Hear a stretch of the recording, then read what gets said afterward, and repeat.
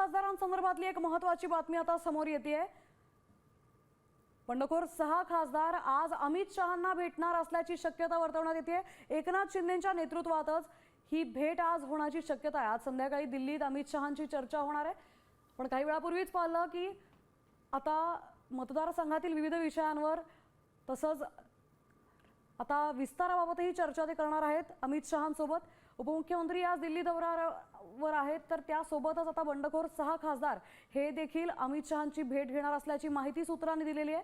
मतदारसंघातील विविध विषयांवर चर्चा होणार असल्याची शक्यता आहे।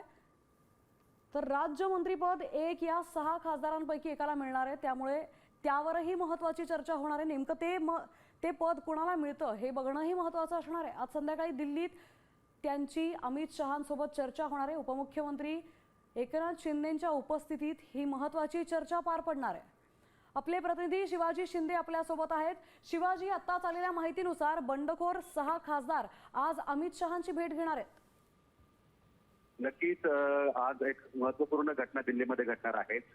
एकनाथ शिंदे ऑलरेडी दिल्लीमध्ये दाखल होत आहेत आज संध्याकाळी, आणि त्याच दरम्यान त्यांचे जे फुटलेले जे खासदार आहेत ते शिवसेनेमध्ये विलीन झालेले आहेत, त्या सगळे खासदार आज अमित शहा यांची भेट घेणार आहेत।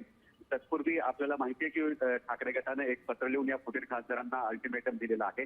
तुम्ही पक्ष बदलू शकत नाही, विलीन करू शकत नाही, अशी भूमिका एक न्यायालयीन प्रक्रियेसाठी अत्यंत महत्वाची म्हणून ठाकरे गटाने बजावलेली नोटीस ही तितकीच महत्वाची आहे। याच दरम्यान हे सगळे खासदार फुटलेले जे 6 खासदार आहेत ते अमित शहा यांची भेट घेतात।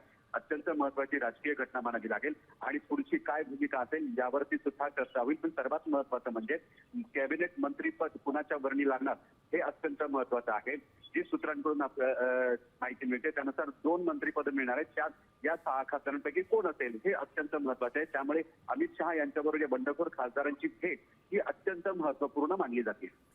नक्कीच शिवाजी, आपण जसं म्हणालात 2 मंत्रिपदं सुटणार आहेत, कॅबिनेट मंत्रिपद आणि राज्य मंत्रिपद, ती कोणाला मिळणार हे बघणं महत्त्वाचं ठरणार आहे। धन्यवाद आपण दिलेल्या सविस्तर माहितीबद्दल।